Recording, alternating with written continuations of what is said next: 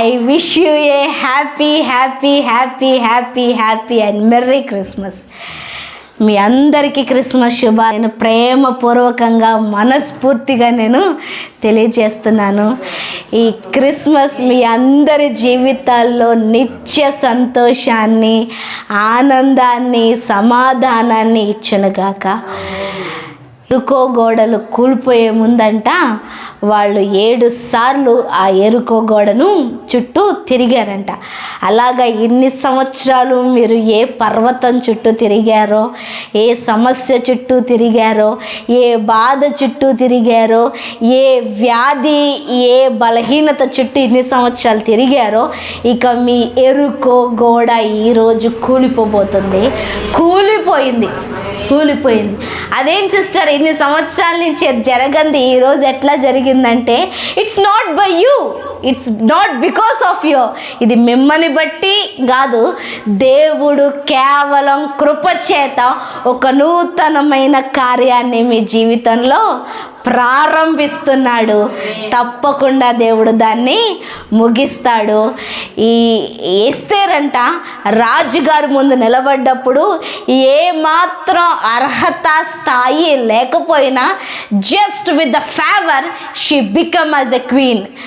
కేవలం దయ వల్ల ఆమె రాణిగా అయ్యిందంట. అట్లాగా ఈరోజు దేవుడు నీ స్థానాన్ని రెట్టింపు చేయబోతున్నాడు. నిన్ను ఒక స్థానంలోనికి తీసుకురాబోతున్నాడు. కేవలం కృప దయచేత నీ అంతస్తును పెంచబోతున్నాడు. ఈరోజు నుంచి కొత్త ప్రారంభాలు లేదంటే కొత్త కార్యాలు మనందరి జీవితంలో దేవుడు చేయబోతున్నాడు. ఇట్స్ ఎ క్రిస్మస్ అంటే క్రీస్తు పుట్టుక అనేసి అందరికీ తెలుసు.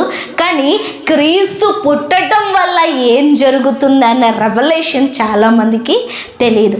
అయితే ఆల్రెడీ మీ జీవితాల్లో క్రీస్తు పుట్టాడు, కానీ క్రైస్తవ జీవితం కామన్ లైఫ్ అయిపోయింది. మళ్ళీ ఐ రిపీట్ టు యూ, క్రైస్తవ జీవితం ఏదో సాధారణంగా రొటీన్ లైఫ్ అయిపోయింది. అంటే పొద్దుట లెగ్గన ఏదో తోమదాలే అన్నట్టు, పళ్ళు తోమినట్టు, ఏదో చెయ్యాలే అన్నట్టు, స్నానం చేసినట్టు, ఏదో వెళ్ళాలే అన్నట్టు, ఆఫీస్కి డ్యూటీకి లేదంటే పనికి వెళ్ళినట్టు రొటీన్గా క్రైస్తవ జీవితం అయిపోయింది. బట్ ఈ రోజు నుంచి దేవుడు దాన్ని రిఫ్రెష్ చేయబోతున్నాడు. అంటే నూతనీకరించబోతున్నాడు. ఉత్సాహంగా, తాజాగా నీలో మళ్ళీ ఆ మొదటి దినాల్లో ఉన్న సంతోషం, ఆ ఉత్తేజం, ఆ ఆనందం, లేకపోతే ఆ సమాధానం, లేదంటే ఆ అద్భుత కార్యాలు అప్పుడు చాలా జరిగే, రోజు ఒక అద్భుతం, రోజు ఒక సాక్ష్యం. ఇప్పుడు అలా లేక ఏదో పల్చబడినట్టుగా ఉన్న నీ జీవితాన్ని దేవుడు తాజాగా చేయబోతున్నాడు. దేవుడు నువ్వు ఉత్సాహించి గంతులు వేసేలాగా దేవుడు చేయబోతున్నాడు. అద్భుత కార్యాలను రుచి చూడబోతున్నావు. నువ్వు సాక్ష్యం చెప్పబోతున్నావు. It's not on some people, you will say testimony before the groups. నువ్వు కొన్ని గుంపుల ముందు సాక్ష్యాన్ని చెప్పబోతున్నావు. అలా దేవుడు నిన్ను ఉత్తేజింపజేయబోతున్నాడు. ఇట్స్ నాట్ ఓన్లీ భౌతికంగా మాత్రమే కాదు, ఆత్మీయంగా మాత్రమే కాదు, మానసికంగా కూడా దేవుడు నిన్ను ఆ స్ట్రెస్ లేకుండా దేవుడు సమాధానంతో నడిపించబోతున్నాడు. ఈ ఒత్తిడితో కలిగిన జీవితం, ఒత్తిడి అన్నిటికీ బాధ, అన్నిటికీ చింత, అన్నిటికీ ఏదో భయం. ఇక భయపడవలసిన వారిగా కాకుండా అసలు భయమే లేకుండా దేవుడు ఆయన నీకు ముందుగా ఉండి నడవబోతున్నాడు.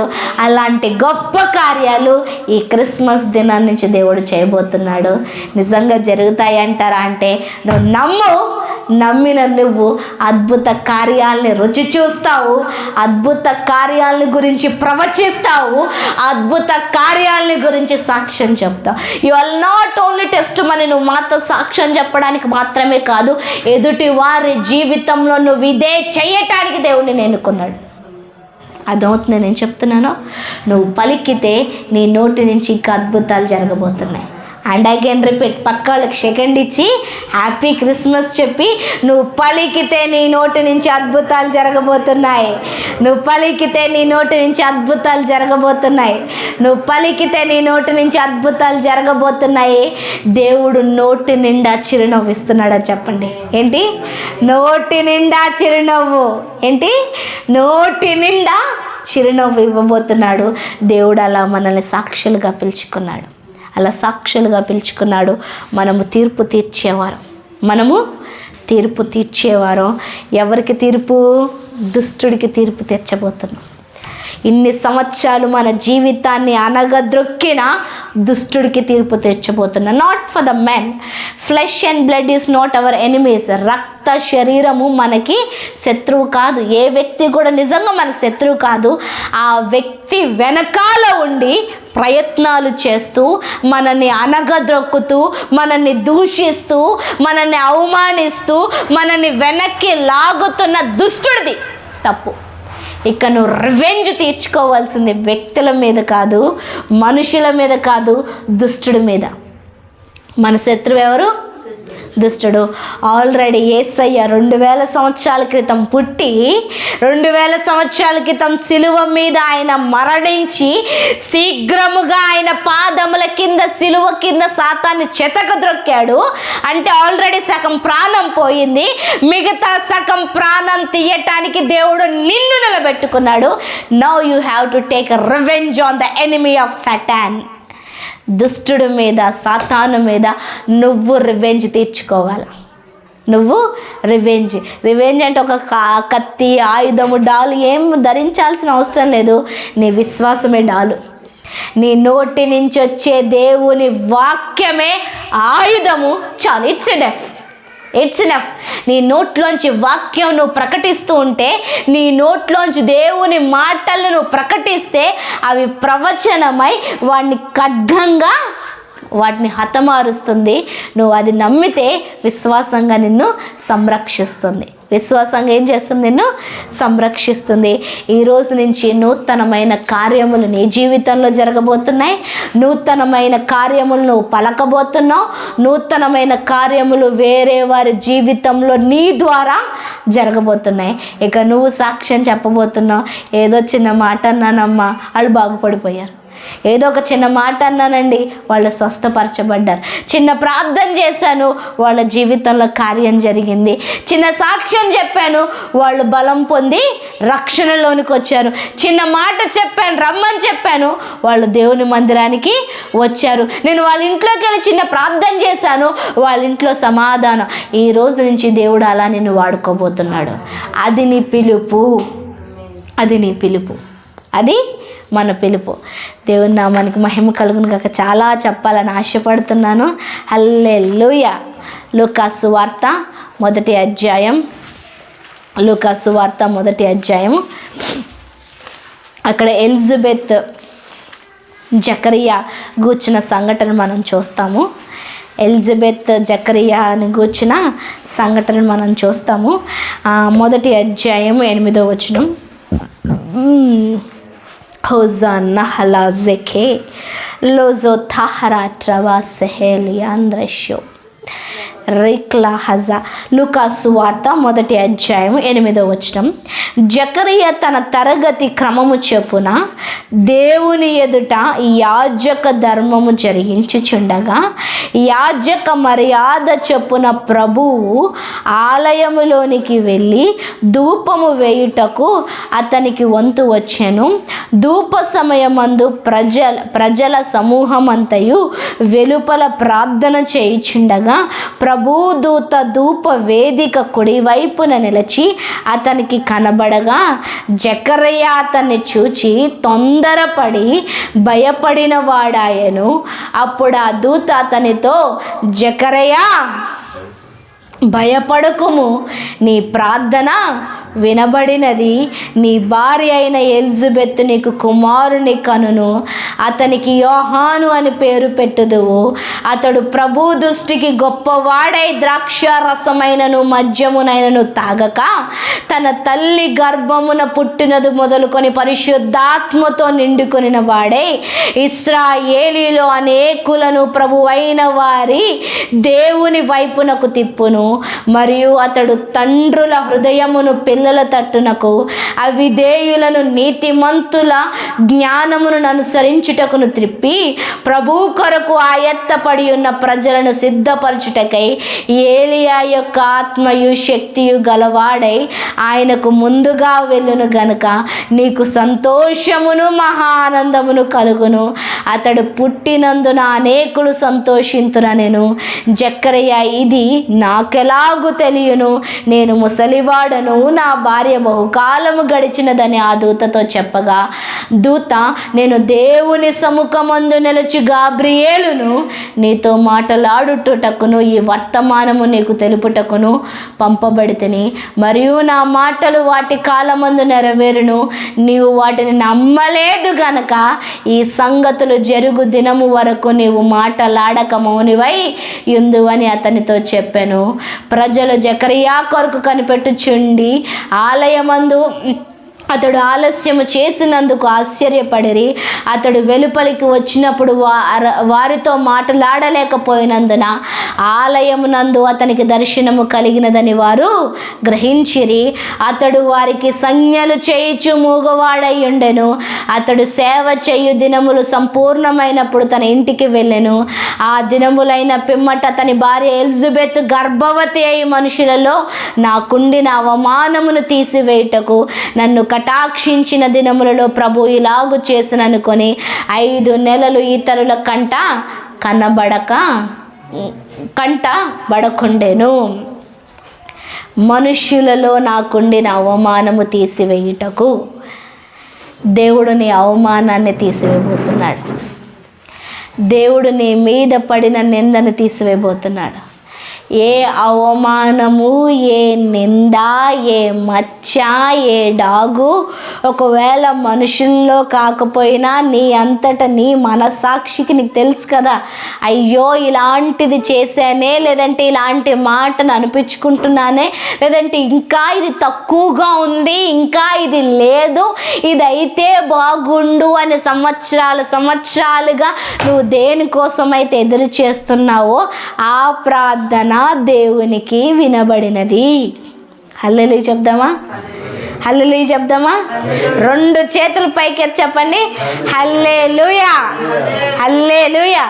ఇక్కడ అంటున్నాడు, నీ ప్రార్థన వినబడినది. నువ్వు ఏదైతే ఎన్ని సంవత్సరాలుగా చేస్తున్నావో ఆ ప్రార్థన వినబడినది. నీ ప్రార్థనకి జవాబు కనబడబోతుంది. నీ ప్రార్థనకి జవాబు కనబడబోతుంది. ప్రార్థన దేవుడు వినలేదేమో అని అనుకుంటున్నావు, కానీ దేవుడు విన్నాడు, దాని జ్ఞాపకం కూడా చేసుకున్నాడు. ఇప్పుడు దానికి ఫలితాన్ని దేవుడు ఇవ్వబోతున్నాడు. ఈ జకరియాకు ఎలిజబెత్కు వయసు చాలా ఎక్కువైపోయింది, వృద్ధాప్యం. అంటే కరెక్ట్ ఏజ్లో ఒకవేళ పిల్లలు పుట్టుంటే ఇప్పటికి కనీసం ఒక 30 సంవత్సరాలు బిడ్డ ఉండాలి ఇప్పటికి. అంటే ఇప్పుడు మనం చదువుతున్న టైంకి. అంటే యాక్చువల్గా యేసయ్య పుట్టుకకి యోహాను పుట్టుకకి 6 నెలలు మాత్రమే తేడా. అంటే యేసయ్య కంటే యోహాను 6 నెలలు పెద్దోడు. అట్లాంటిది ఆ టైంలో కాకుండా వాళ్ళకు పెళ్ళైన టైంలో కరెక్ట్ టైంలో పుట్టుంటే యేసయ్యకిను యోహానికి ఒక 30 సంవత్సరాలు తేడా అవుతుందేమో. 30 సంవత్సరాలు ముందు పుట్టి ఏం చేస్తావు యోహాను అంటే చేయడానికి ఏముంది? ఏమీ లేదు. కానీ 30 సంవత్సరాల తర్వాత పుట్టిన యోహాను ఇప్పుడు నీ డ్యూటీ ఏంటి అంటే, I am the way who is coming back of me, నా వెనుక వచ్చుచున్న వానికి మార్గాన్ని సిద్ధపరిచేవాడునను, ఈ దుర్మార్గులను, అవినీతి పరులను, ఈ ముష్కరులను, ఈ పాపులకు సువార్త ప్రకటించటానికి ఒక ప్రవక్తగా నిలబడిన వాడను అంటూ ఒక మార్గంగా దహించేవాడిగా మండుతో ప్రకాశిస్తున్న చెప్పాలంటే ఒక బలమైన ప్రవక్తగా నిలబడ్డాడు, సేవకుడిగా నిలబడ్డాడు. అంటే ఎప్పుడు ఏది జరగాలో దేవుడికి తెలుసు. ఎప్పుడు ఏది జరగాలో 30 సంవత్సరాల క్రితం పుట్టుంటే కరెక్ట్ ఏజ్లో యోహానికి పనే ఉండేది కాదు. కానీ లేటుగా 30 సంవత్సరాలు నింద మోసారు అంటే బాధ, కన్నీళ్ళు, ఎంతో ఆవేదన, ఎంతో బాధ. దట్టు ఇప్పుడే పిల్లలు లేరంటే 100 సార్లు అడుగుతారు. ఎందుకంటే తెలుసు కదా మా అక్క విషయంలో, అదేంటి 8 సంవత్సరాలు పిల్లలు లేకపోతే ఆ అమ్మాయిని అడగడం పక్కన పెట్టి మమ్మల్నే 100 సార్లు అడిగేవాళ్ళు. ఇంకా ఏం లేదమ్మా, ఇంకా ఏం లేదమ్మా, ఇంకా ఏం లేదమ్మా అని. అది బయట వాళ్ళు అడగటం పక్కన పెడితే ఇంట్లో ఒక వ్యక్తి రాలేదన్న బాధ, లోటు ఎంతో, అది ఎవరికి కూడా మనం చెప్పలేము. అట్లాంటిది 30 సంవత్సరాల బాధను అనుభవిస్తూ కూడా జక్కరయ్య తన తరగతి క్రమము చొప్పున దేవుని ఎదుట యాజక ధర్మము జరిగించుచుండెను. Even though there is pain, నొప్పి ఉన్నప్పటికీ, బాధ ఉన్నప్పటికీ, తన జీవితంలో లోపం ఉన్నప్పటికీ, అందరూ అదేంట్రా సేవ చేస్తున్నావు, నువ్వు దేవుని మందిరంలో నిలబడి అది చేస్తున్నావు, ఇది చేస్తున్నావు, దేవుడి కోసం అంత ఇచ్చావు, ఇంత ఇచ్చావు, ఎంతో ఖర్చు పెట్టావు, ఇంకా లేదా నీకు, ఇంకా జరగలేదా అని ప్రశ్నలన్నీ ఉన్నప్పుడు తన సేవను విడిచిపెట్టలేదు. ఈరోజు దేవుడు నీతో అదే మాట్లాడుతున్నాడు. What ever has happened in your life, నీ జీవితంలో ఏది జరిగినప్పటికీ, ఎన్ని ప్రశ్నలు ఇంకా నిన్ను తలెత్తుతున్నప్పటికీ, ఎంతమంది నిన్ను అవమానిస్తున్నప్పటికీ, ఇంకా నీకు జరగలేదా, ఇంకా అవ్వలేదా, ఇంకా రాలేదా అన్న ప్రశ్నలు నిన్నే గుచ్చుతున్నప్పటికీ, ఈరోజు నీ తరగతి క్రమము చొప్పున యాజక ధర్మాన్ని నువ్వు మానివేయద్దు. అంటే నువ్వు చేసిన ప్రార్థన నువ్వు ఆపొద్దు, నువ్వు చేస్తున్న సేవను నువ్వు ఆపొద్దు, నువ్వు దేవుడు ఏ పిలుపుతో నిన్ను పిలిచాడో ఆ పిలుపులోంచి నువ్వు దారి తప్పొద్దు. ఈరోజు నీ ట్రాక్లో నిలబడమంటూ దేవుడు చెప్తున్నాడు, నీ ట్రాక్ తప్పొద్దు అంటూ దేవుడు మాట్లాడుతున్నాడు. వాట్ ఎవర్ ద పెయిన్, దానికి దేవుడు 2 అంతలు, నేను అంటున్నాను 2 అంతలు కూడా కాదు, అవమానమే తప్పిపోయిందంట. అసలు నిందే లేకుండా దేవుడు ఏం చేశాడు, ఒక ప్రవక్తను, ఒక నార్మల్ బిడ్డనివ్వలేదు. దేవుడేమి, మనం కొన్నిసార్లు నొప్పిని అనుభవిస్తున్నామంటే, బాధను అనుభవిస్తున్నామంటే, ఆ నొప్పికి బాధకు రెట్టింపు ఆశీర్వాదాన్ని ఇస్తాడు దేవుడు. దేవుడు చూస్తూ ఉండిపోయే దేవుడు కాదు. ఒకవేళ ఈ 30 సంవత్సరాల తర్వాత దేవుడు 30 సంవత్సరాల బాధను, కన్నీటిని అనుభవించారని నార్మల్ పర్సన్ ఇచ్చేశాడా? ఆ ఇశ్రాయేల్ జనాంగాన్ని మార్చే, ఆఖరికి సద్దుకయ్యులు, పరిసయ్యులు, శాస్త్రులను కూడా వేలు పెట్టి ప్రశ్నించే ఒక ప్రవక్తనిచ్చాడు. ఇంకో విషయం చెప్పనా, స్త్రీలు కనిన వారిలో బాప్తీసమిచ్చు యోహాను కంటే గనుడు ఎవ్వడు లేడు అని యేసే సాక్ష్యం ఇస్తున్నాడు. అంటే మోషే కంటే గొప్పవాడు. అగైన్ ఐ రిపీట్, అదేంటండి మోషే అన్ని అద్భుతాలు చేశాడు కదా అంటే, ఇక్కడ సాక్ష్యం ఎవరు చెప్తున్నారు? యేసయ్య చెప్పాడంటే అంతే, నమ్మాల్సింది అంతే, ఇంకా దానికి నో క్వశ్చన్ మార్క్. సమూయేలు కంటే గొప్పవాడే. ఇంకో విషయం చెప్పనా, అబ్రహాము కంటే గొప్పవాడు. ఎస్ ఎందుకు అంటే ఆ ఆత్మను కలిగి ఉన్నాడు, పరిశుద్ధాత్మను కలిగి తండ్రుల హృదయాన్ని పిల్లల తట్టు, పిల్లల హృదయాన్ని తండ్రుల తట్టు, అవినీతిమంతుల హృదయాన్ని నీతిమంతులుగా మార్చబట్ట, అవిధేయులను నీతిమంతుల జ్ఞానమును అనుసరించుటకు తిప్పాడంట. అంటే ఏంటి? అవిధేయతతో నింపబడి, పాపంతో నింపబడి, అసలు క్రమమే లేకుండా జీవిస్తున్న వారికి దేవుడి మార్గాన్ని చూపించటానికి ఒక అవతారంగా, లేదంటే ఒక పర్సన్గా, శరీరాన్ని దాల్చుకొని పుట్టినవాడు బాప్తిసం ఇచ్చు యోహాను. అంతేకాకుండా ఏలియా యొక్క ఆత్మయు, మోషే యొక్క ఆత్మయు, ఏలియా ఆత్మయు కలిగిన వాడనేసి ఇక్కడ రాయబడి ఉంటుంది. He has a spirit of ఏలియా. అంటే ఏంటి? ఆయన మండే స్వభావం కలిగేవాడు, మండించేవాడు. ఏలియాకి కోపం వస్తే ఆకాశం నుంచి అగ్ని కిందకి దిగొచ్చి 150 మందిని కాల్చేసింది. వినిపిస్తుంది నేను చెప్తున్నాను? ఏలియా ప్రార్థన చేసుకుంటున్నాడు. రాజు 50 మంది సైన్యాన్ని, 50 మందికి పైన ఉన్న అధికారిని పంపించి వెళ్ళి ఏలియాని తీసుకురా అంటే, ఇగో మా రాజుగా నేను పిలుస్తున్నాడంటే, నువ్వెవడురా నన్ను పిలిచేది? నేను నిజంగా సేవకుడనైతే ఆకాశం నుండి అగ్ని దిగి వచ్చి మిమ్మల్ని నశింపజేయునుగాక అంటే, ఎగ్జాక్ట్గా ఆకాశం నుండి అగ్ని దిగొచ్చి 50 మందిని కాల్చేసింది. అట్లా 3 సార్లు జరిగింది. He has a spirit to do anything. ఆయన ఏదైనా చేయగల సామర్థ్యముతో దేవుడు నిలబెట్టాడు. అదే ఆత్మను ఇప్పుడు దేవుడు యోహానికి ఇవ్వటం జరిగింది. ఎందుకు ఈ మాటలని చెప్తున్నాను తెలుసా? ఇన్ని సంవత్సరాలని బాధ అంతటిని పోగు చేసి దేవుడు ఈరోజు నీ గర్భంలోంచి, అంటే ఏంటి? నీలోంచి ఒక గొప్ప సాక్ష్యాన్ని తీసుకురాబోతున్నాడు. నీలోంచి ఒక గొప్ప అద్భుతాన్ని తీసుకురాబోతున్నాడు. నీలోంచి ఒక గొప్ప మహిమను తీసుకురాబోతున్నాడు. నీలోంచి ప్రజలందరూ చూసి సాక్ష్యం ఇచ్చే ఆశ్చర్యకరమైన ఒక సమాధానాన్ని తీసుకురాబోతున్నాడు. ఆమెన్ చెప్దామా? నెక్స్ట్ పేపర్ తిప్పితే అదే అధ్యాయంలో 42వ వచనంలో ఉంటుంది. స్త్రీలలో నీవు ఆశీర్వదింపబడిన దానవు, నీ గర్భఫలము ఆశీర్వదింపబడును. నా ప్రభువు తల్లి నా యొద్దకు వచ్చుట నాకెలాగు ప్రాప్తించెను. ఇదిగో ఈ శుభవచనము నా చెవిన పడగానే నా గర్భములోని శిశువు ఆనందముతో గంతులు వేసెను. ప్రభువు ఆమెకు తెలియజేసిన మాటలు సిద్ధించును గనుక నమ్మిన ఆమె ధన్యురాలనెను. ఎవరు గురించి మాట్లాడుకుంటున్నాం? మరియమ్మ గురించి నమ్మిన ఆమె ధన్యురాలు. ఈరోజు దేవుడు నీలోంచి ఒక అద్భుతాన్ని తీసుకురాబోతున్నాడు. నీలోంచి ఇంకో క్రీస్తుని బయటకు తీసుకురాబోతున్నాడు. అంటే యేసయ్య మళ్ళీ జన్మిస్తాడని చెప్పట్లేదు నేను.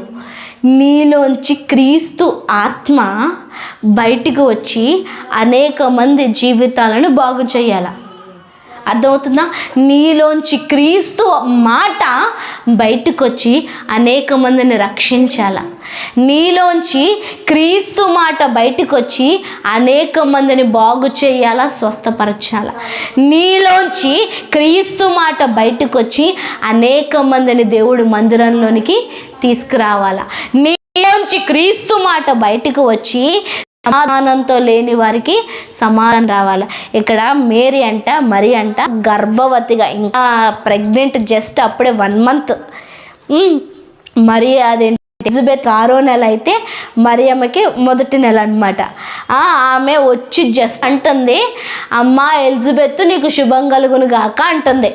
మరి ఎలిజబెత్ పిన్ అవుతుందో, పెద్దమ్మ అవుతుందో, లేకపోతే అమ్మమ్మ అవుతుందో తెలియదు. మొత్తం మీదకి వచ్చి అమ్మా నీకు శుభం కలుగును గాక అంటే, ఎలిజబెత్ కడుపులో ఉన్న బాప్తిజం ఇచ్చి యోహాను గంతులు వేశాడంట. ఏం చేశాడు? గంతులు వేశాడంట ఆ శుభవచనం వినగానే. అంటే ఏంటి? మేరీ కడుపులో ఉన్న ఇంత ఏమంటారు, ఎంబ్రియో, తెలుగులో ఏమంటారు, పిండం కూడా ఏర్పడలేదు.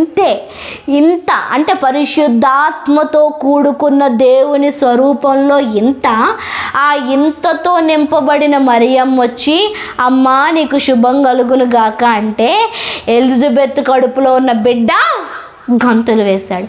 ఈరోజు నువ్వు రక్షణ పొంది నువ్వు 3 సంవత్సరాలు అవుతుందా, 4 సంవత్సరాలు అవుతుందా, 12 సంవత్సరాలు అవుతుందా, 10 సంవత్సరాలు అవుతుందా, లేకపోతే 1 సంవత్సరం అవుతుందా, whatever it may be, నీలోంచి వచ్చే చిన్న మాట అనేక మందికి శుభాన్ని తీసుకురాబోతుంది.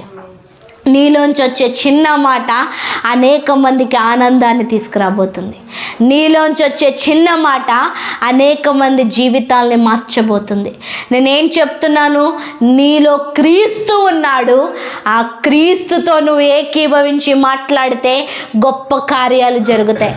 చాలాసార్లు మన అద్భుతాలు దేవుడి దగ్గర నుంచి రావాలా, దేవుడు చెయ్యాలా, దేవుడు చెయ్యాలా అంటే దేవుడు అంటాడంట, ముందు నువ్వు నోరు తెరిచి మాట్లాడు, ముందు నువ్వు నోరు తెరిచి మాట్లాడు, ముందు నువ్వు నోరు తెరిచి మాట్లాడు, నీలోంచి నేను అద్భుతాలు చేస్తానని దేవుడు మన వైపు చూస్తాడంట.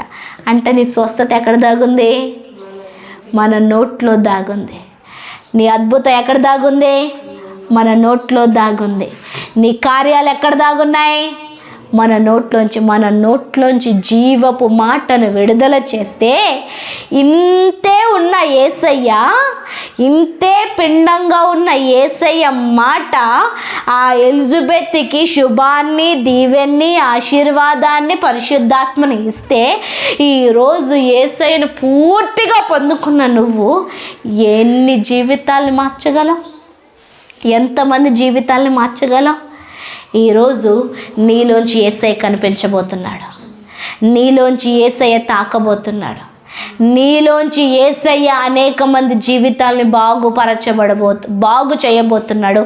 Who ever you are be, నువ్వు ఎవరైనప్పటికీ, నువ్వు ఏదైనప్పటికీ దేవుడు గొప్ప కార్యాలు చేయబోతున్నాడు. 2వ అధ్యాయం చూడండి, 8వ వచనం, లూకాసు వార్త 2వ అధ్యాయము 8వ వచనం. ఆ దేశములో కొందరు గొర్రెల కాపరు పొలములో నుండి రాత్రి వేళ తమ మందను కాచుకొనుచుండగా ప్రభుదూత వారి యొద్దకు వచ్చి నిలిచెను. ప్రభు మహిమ వారి చుట్టూ ప్రకాశించినందున వారు మిక్కిలి భయపడిరి. అయితే ఆ దూత, భయపడుకుడి, ఇదిగో ప్రజలందరికీ కలుగబోవు మహాసంతోషకరమైన సువార్తమానము నేను మీకు తెలియజేయుచున్నాను. దావీదు పట్టణమందు నేడు రక్షకుడు మీ కొరకు పుట్టి ఉన్నాడు. ఈయన ప్రభువైన క్రీస్తు. దానికి ఇదేమి కానవాలు, ఒక శిశువు పొట్టి గుడ్డలతో చుట్టబడి ఒక తొట్టెలో పండుకొని ఉండుట మీరు చూచెదరని వారితో చెప్పెను. వెంటనే పరలోక సైన్య సమూహము ఆ దూతతో కూడి ఉండి సర్వోన్నతమైన స్థలములలో దేవునికి మహిమయు ఆయనకిష్టులైన మనుషులకు భూమి మీద సమాధానము కలుగునుగా కానీ దేవునికి స్తోత్రము చేయుచుండెను. ఏంటంట, ఆ దేశమును కొందరు గొర్రెల కాపరులు రాత్రివేళ తమ మందను కాచుకొనుచుండగా ప్రభుదూత మిక్కిలి మహిమతో వారి చుట్టూ ప్రకాశిస్తే వారు మిక్కిలి భయపడరు. దూతకున్న వెలుగు, దూతకున్న శక్తి, దూతకున్న బలము దేవుడి కంటే చాలా తక్కువ. హెబ్రీలకు రాసిన పత్రికలో దూత గురించి ఏం రాయబడింది తెలుసా? హెబ్రీలకు రాసిన పత్రిక 1వ అధ్యాయం, ఆ దూతలు మనుషులకు పరిచారము చేయువారు. ఏంటంట, దూతలు ఎవరికి పరిచారం చేసేవారంట? మనకి, క్రీస్తుని అంగీకరించిన మనకి దూతలు సర్వెంట్ ఏంజల్స్, అంటే పరిచారము చేసే దూతలు. అలాంటి పరిచారం చేసే దూత వచ్చి నిలబడితే ఆ కాంతి, ఆ మహిమకు ఈ గొల్లలు భయపడ్డారు, ఈ గొర్రెల కాపురు భయపడ్డారు. ఈరోజు దూత వెలుగుకే అంతుంటే నీలో ఉన్న క్రీస్తు వెలుగుకి, నీలో ఉన్న క్రీస్తు మహిమకు, నీలో ఉన్న క్రీస్తు జీవానికి ఇంకెంత శక్తి ఉండాలా?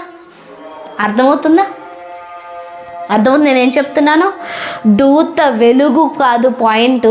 నీలో ఉన్న ప్రభు వెలుగుతో నువ్వు నిలబడితే ఎక్కడైతే చీకటి ఉందో, ఎక్కడైతే దురాత్మ సమూహాలు ఉన్నాయో, ఎక్కడైతే చేతబడి శక్తులు ఉన్నాయో, ఎక్కడైతే చీకటి శక్తులు ఉన్నాయో అవన్నీ వాటంతట అవి వెళ్ళిపోతాయి.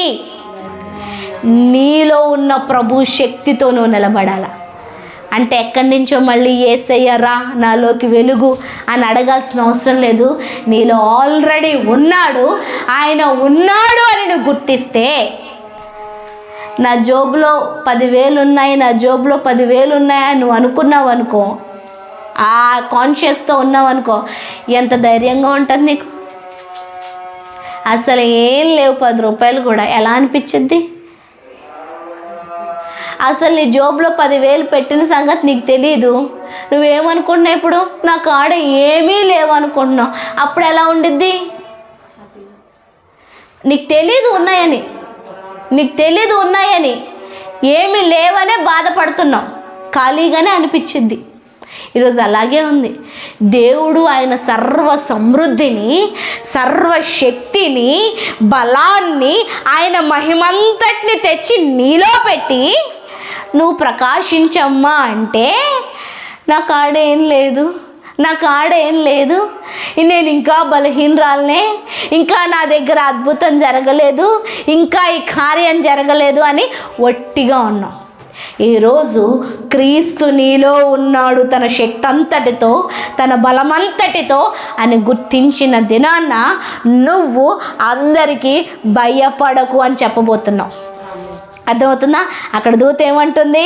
అయితే ఆ దూత, భయపడకుడి, ఇదిగో ప్రజలందరి కలగబో మహా సంతోషకరమైన సువార్తమానము నేను మీకు తెలియజేయుచున్నాను. ఈరోజు దేవుడు మీతో మాట్లాడుతున్న మాట ఏంటంటే, ప్రజలందరికీ సంతోషకరమైన, సమాధానకరమైన వర్తమానమును అందించటానికి దేవుడు మిమ్మల్ని పిలుస్తున్నాడు. ఈరోజు మిమ్మల్ని భయపడొద్దు అంటున్నాడు. ఇక ప్రజలందరికీ చెప్పండి, భయపడొద్దు. ఏమని? పక్కన వాళ్ళకి సెకండ్ ఇచ్చి చెప్పు, లేదంటే భుజం మీద ఇలా నెట్టి, భుజం మీద ఇలా అని, భుజాన్ని ఊపి భయపడొద్దు అని చెప్పు. చెప్పండి, సెకండ్ ఇచ్చి భయపడొద్దు అని చెప్పండి. భయపడొద్దు చెప్పావా అయ్యా వినోదు? భయపడొద్దు. ఇక నుంచి నువ్వు నీ కొలీగ్స్కి, నీ ఫ్రెండ్స్కి, నీ బంధువులకి, నీలో ఉన్న నీ రోగానికి, నీలో ఉన్న నీ అసమర్థతకు, నీలో నిన్ను కదిపివేస్తున్న నీ భయానికి నువ్వు చెప్పాలా? భయపడొద్దు, యేసయ్య నాలో ఉన్నాడు. ఆయన సంతోషకరమైన శుభవర్తమానాన్ని ప్రజలందరికీ అందించడానికి లోకానికి ఆల్రెడీ వచ్చేసాడు. ఇంకేం రాయబడింది? లాస్ట్లో రాయబడి ఉంది 14వ వచనంలో, సర్వోన్నతమైన స్థలములో దేవునికి మహిమయు, ఆయనకి ఇష్టలైన మనుషులకి భూమి మీద సమాధానము కలుగునుగాక. ఎవరికంట? ఆయనకి ఇష్టలైన వారికి భూమి మీద ఏంటంట? మనుషులందరికీ సమాధానము కలుగునుగాక. ఈరోజు దేవుడు నేను సమాధానంతో ఈ క్రిస్మస్ నీకు అందిస్తున్నది ఏంటంటే సమాధానం. ఇంకా అన్ని విషయాలను సమాధానాన్ని పొందుకోబోతున్నా. ఈ క్రిస్మస్ దినాన నువ్వు చేయాల్సిన పని ఏంటంటే, దేవుడికి ఇష్టడి